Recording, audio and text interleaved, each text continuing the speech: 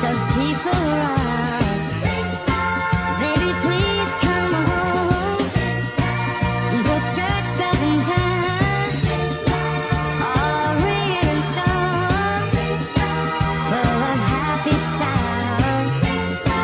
Baby, please come home.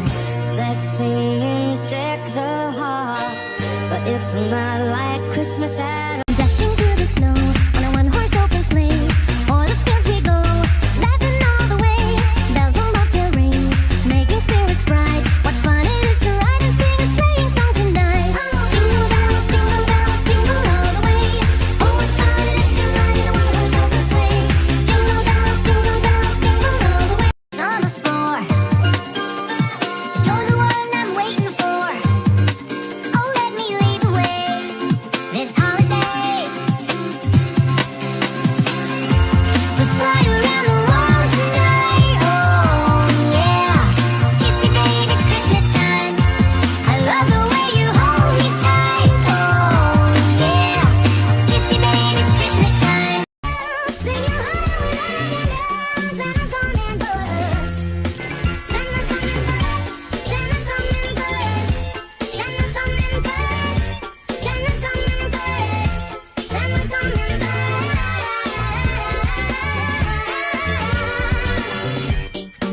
Santa's coming for us. Send your letters up to Santa. Across the air, it's the right time to rock the night away. Jingle bell time is a swell time to go riding in a one-horse sleigh. Giddy up, jingle horse, pick up your feet. Merry Christmas. Santa, tell me, is he really there? Don't let me fall in love again if he won't be here next year. Santa, tell me if he really cares, 'cause I can't give it all away if he won't be here next year. Merry Christmas. Rocking around the Christmas tree, have a happy holiday. Everyone dancing merrily in the new old-fashioned way.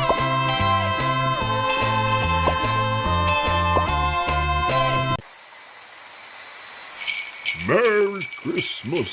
All the way